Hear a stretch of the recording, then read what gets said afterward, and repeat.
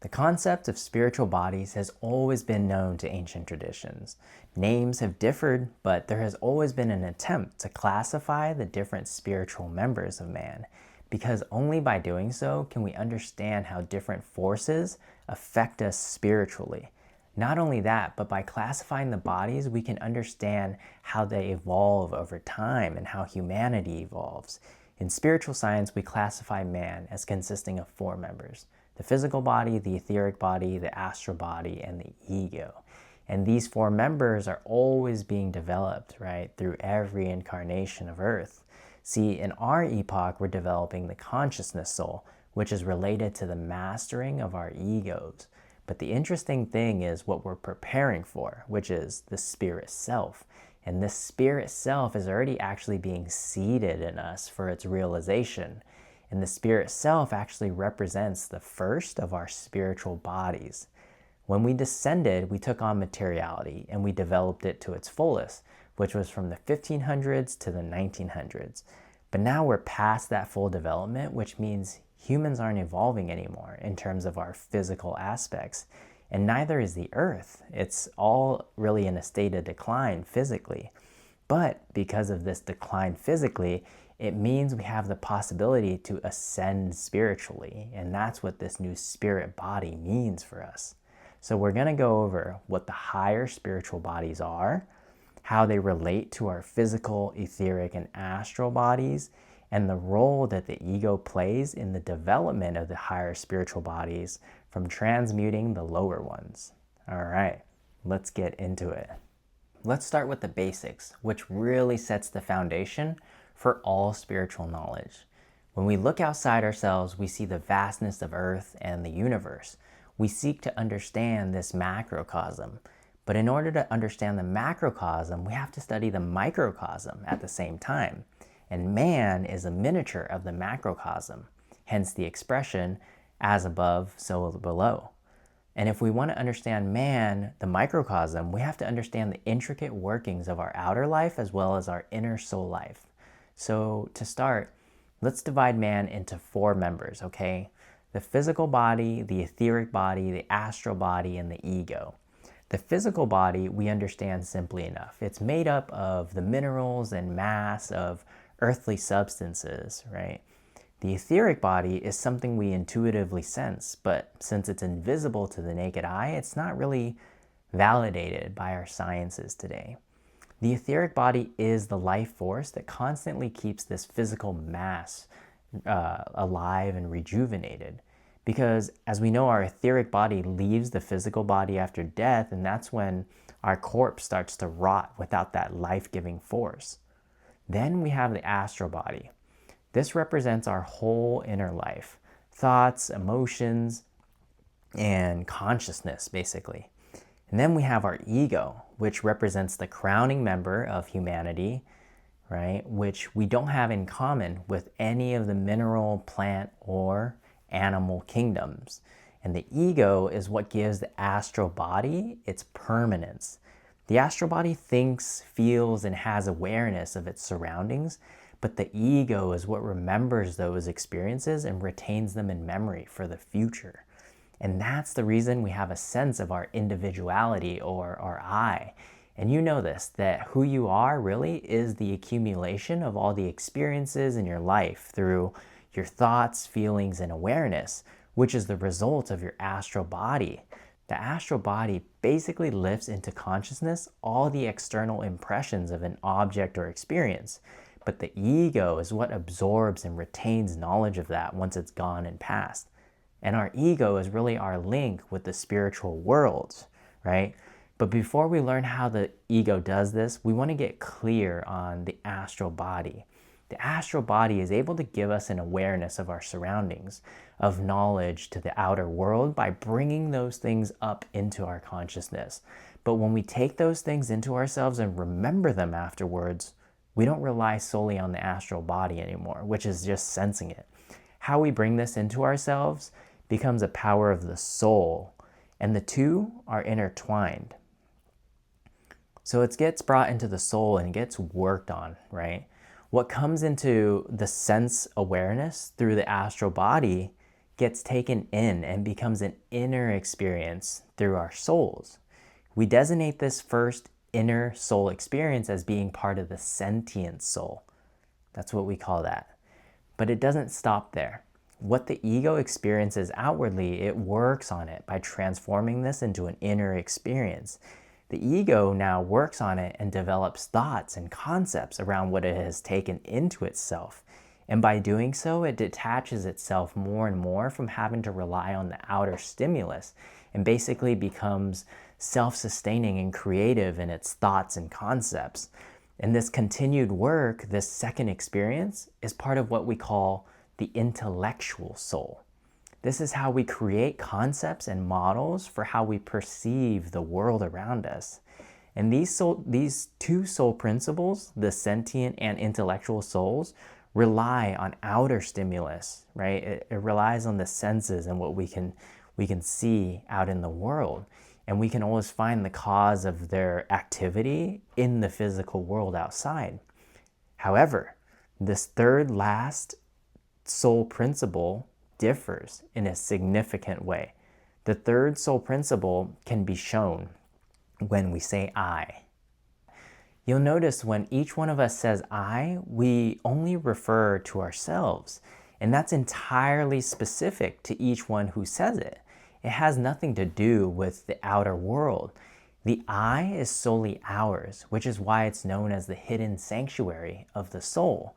And the divinity in us is realized when this part of the soul recognizes itself as an ego. When this soul becomes conscious of itself, we are one with God, right? This is not to be confused, though, with the idea that we've become God, but it's like how the drop of water comes from the ocean. It's not the ocean, but it's of the ocean.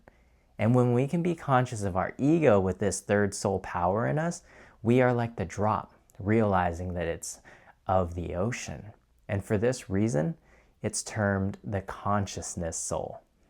And with this soul principle, we have our first realization of the nature of our egos. So we have three bodies, the physical body, the etheric body, and the astral body. And we have two soul principles, the sentient and intellectual soul principles. With all five of these, they depend solely on outer stimulus, and we can find the cause of their work out in the physical world around us. But a new activity of the ego begins with the self-cognition or remembrance. And through our third soul principle, the consciousness soul, we're able to perceive the ego for what it is, which is this. It's the same power which manifests everything and everywhere in the world. This same power is also manifest in the five lower principles, but it's got the grossest manifestation the lower you go. So it's wrapped in more veils the lower you go. It's shrouded in what the ancients called Maya. And since the physical body is the lowest principle, it's got the most veils around it. But once you ascend higher into the principles, these layers of Maya start to come off. And in the consciousness soul, this power becomes fully unveiled. But this power only really reveals itself to be a small drop of the ocean, a tiny small drop from that divine primordial essence. And man has to recognize this in himself before he can recognize it in the world around him. And this essence is what we know as spirit. So spirit is not just a ghost, or should I say it's the grossest, most materialist way of defining spirit.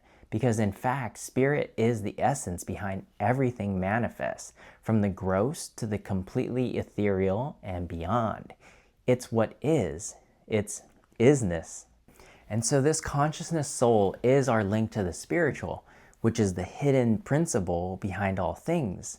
So in order to realize this hidden principle behind all things, we must grasp it in the same way that our consciousness soul grasped the ego. But this time, we must use that same soul power that was within and project it back out into the outer world. And by doing this, one starts to add even higher principles to the body and soul. So it's like a ladder you climb up. Nature is the beneficent mother who develops our organs, body, and grows it without much of our intervention, right? Nature helps us go up this ladder. But at the top, nature stops her work, more or less, when we're fully developed adults, which is symbolized by the ego. And from there, we use that ego and we climb back down the ladder. And with every step down, we add a spiritual component to each of these bodies. In fact, these spiritual counterparts are already there, but lay as hidden aspects of the three bodies: the astral body, the etheric body, and the physical body. And only by doing inner work can we transmute the bodies. And it happens in a descending order back down the ladder, starting first with the astral body, then the etheric, and lastly the physical. All right? This is what all spiritual development is actually about. It's about transmuting the coarse into the fine. This is inner alchemy. And I might make another video explaining how to do this because there's so many different exercises. So please comment below if you'd like me to do that. Okay, so we have the spiritual bodies. You might be wondering, what is this transformation and how does one obtain it? Well, when we go back down the ladder, we first transmute the astral body. And that's where all esoteric students first work on themselves. You remember we said that the astral body is actually intertwined with our soul principles, and it's where we start to have our inner experiences. But by working on this part of the soul, we transform everything of a lower nature into a higher one. Passions and vices which live in our soul are worked on through the ego. But not until the ego can fully master the soul can it transmute the astral body. All of life and spiritual effort is really the work of making this ego the master. And when the ego does master the astral body, it brings into manifestation the hidden part of the astral body, which we call the manas, or spirit self. But it doesn't end there. Once man, through his ego, can master the astral body and manifest the manas, he starts to work down even further down the ladder. He works on the etheric body, and if he can master that, which it's connected to the control of our own metabolism and our own growth, then he transmutes the etheric body into what we call bodhi, or life spirit. And the most difficult to obtain is when man is able to transmute the physical body and reveal its hidden aspects. It's the most difficult because it takes way more power to work through the layers of Maya, because the physical body, as we said, is shrouded in the most veils of Maya. And transmutation of this is connected with having full control over one's body. Think of being able to start and stop your heart or other organs at will. So we have man, composed of the bodies, physical, etheric, and astral. Then we have the soul principles, sentient, intellectual, and consciousness soul. And when the soul is permeated by the ego, it transmutes the bodies to develop the spiritual natures, the spirit self, the life spirit, and the spirit man. So we have 9 divisions. The sentient soul is closely related and united to the astral body, so we combine them. The same thing can be said of the consciousness soul and the spirit self, so we combine those. In the intellectual soul, we designate as the ego because its activity is from the ego's nature, the nature of ego not yet conscious of itself. Now we have 7 divisions. We have the physical, the etheric, the astral bodies. We have the ego, the spirit self, life spirit, and spirit man. And this is the spiritual significance often attributed to the number 7. We have completeness in 7, and the 8th is always the first of a new octave, like in music or in spectrums of light. And so it is, this observation of 7 in occult science is really the same law that's observed in natural science when we see 7 colors of the rainbow or 7 musical notes in a scale. This manifestation of the same law, but on a higher scale, on a more powerful level. When we study man, we study everything. Every law and force that manifests in the universe manifests itself, even if only on a micro level in us, in humans. That's why the expression, as above, so below. And all spiritual effort and indeed work and activity in life is working on this basis. which is our epoch on earth, and that's the ego. By working through the ego to master the astral body, then the etheric, then the physical. Now, there are many, many exercises to work on the astral body, but if you want a video specifically on that, please let me know in the comments, all right? That's it for this one, and until next time.